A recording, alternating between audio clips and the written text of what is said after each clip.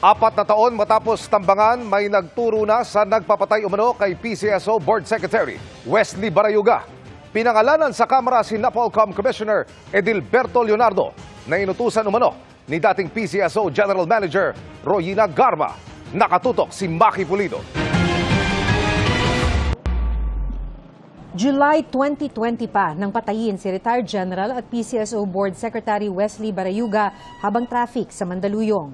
Nakuha na naman ng CCTV ang pagtabi sa kanyang sasakyan ng isang nakamotorsiklo at ilang beses na pagbaril sa kanya. May binuo pang Special Task Group ang PNP at nag-alok pa ng reward ang mga mista ni Barayuga sa PMA Class 1983 pero walang nangyari sa investigasyon. Pero kanina, humarap si Police Colonel Santi Fuentes Mendoza ng PNP Drug Enforcement Group sa Quadcom ng Kamara. At itinuro si ngayon NAPOLCOM Commissioner Edilberto Leonardo na siyang nag-utos ng pamamaslang. Sabi umano ni Leonardo na nooy opisyal ng PNP, iniutos ito ni dating PCSO General Manager Royina Garma. Sangkot umano kasi si Barayuga sa iligal na droga. Matapos matanggap ang impormasyon, sinabi ko kay Sir Leonardo na dahil isang opisyal ng gobyerno ang target, mahalaga na magsagawa ako ng sarili kong verifikasyon. Ngunit sinabi niya na hindi na kinakailangan dahil ang utos ay mula kay GM Garma, dating Colonel Royina Garma, na may personal na kaalaman tungkol sa mga iligal na aktibidad ng droga ni Wesley Barayuga. February 2020 pa umano siya unang nilapitan ni Leonardo, pero pinalipas muna ang mga COVID pandemic restrictions bago ito muling nag-follow up. July 30, 2020 nang tawagan siya muli ni Leonardo para sabihing nasa opisina ng PCSO ang target na si Barayuga. Nadala niya sa akin ang larawan ni Wesley Barayuga habang ito ay nasa conference meeting sa loob ng PCSO. Pinadala sa kanya ni Ma'am Garma. Nag-issue na si Ma'am Garma ng isang service vehicle para gamitin ni Wesley Barayuga at binigay sa akin ang description at plate number ng sasakyan. Ipinasa ko ang lahat ng impormasyong ito kay Nelson Mariano. Si Nelson Mariano ang dating police corporal na kinontak ni Mendoza na siya namang naghanap sa hitman na nagngangalang Loloy. Sinabi pa umano ni Leonardo na isang tox ang magbibigay ng dagdag impormasyon tungkol sa target. Ang nasabing tox ayon kay Police Colonel Leonardo ay isang bata ni Ma'am Garma mula sa CIDG.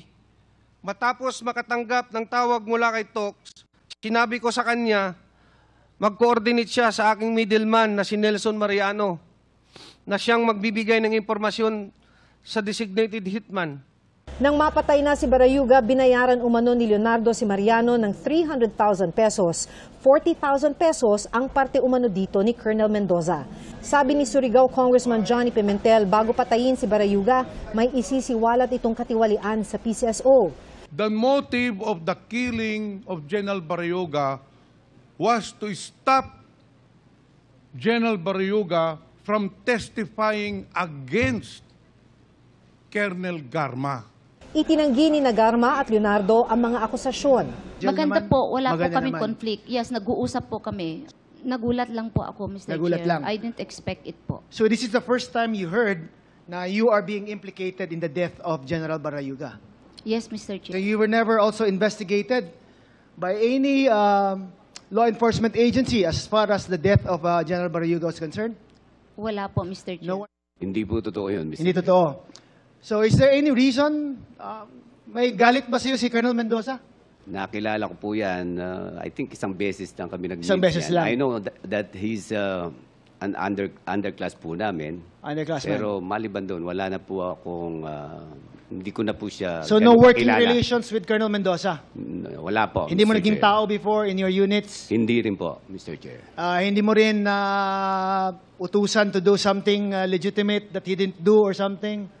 Wala namang reason for him to be mad at you? Lalong hindi ko po siya pwedeng utusan dahil hindi ko nga po siya gaanong kilala. Okay. Alam ko lang underclass po siya. Nagulat nga rin po ako, Mr. Chair. Lagi na lang po ako nasasali. Para kay Pimentel, dapat maisali sa committee report ang rekomendasyong kasuhan ng murder si Garma. Colonel Royina Garma has been involved in the different killings all over the country. In fact, Mr. Chair, si Colonel Garma nung unang pagdinig pa lang natin, involved na po siya doon sa pagpatay ng 3 Chinese drug lords. Nung si Colonel Garma din ay na-assign doon sa Cebu City, there were 198 killings as recorded and as reported by Mayor Tommy Esmeña. And ngayon po, klarong-klaro po na ang mastermind ng pagpatay kay Colonel kay General Barayuga walang iba po kung hindi si Colonel Garma in cooperation, in cahoots with Colonel Leonardo. Lahat yan itinanggi na ni Garma.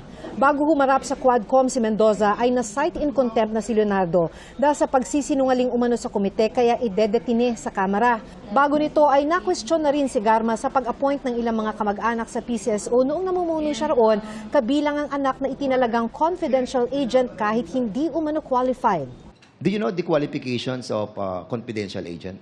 Yes, Mr. Chair. What there are the must be qualifications trust. of confidential agent? Tell me. Someone you could trust on matters. I will tell you the qualification of a confidential agent. 1, a bachelor's degree in criminal justice. 2, may experience siya. Previous experience in law enforcement. Meron ba siyang experience sa law enforcement? Your daughter? I'm not aware of that. Para sa GMA Integrated News, Maki Pulido, nakatutok, 24 oras.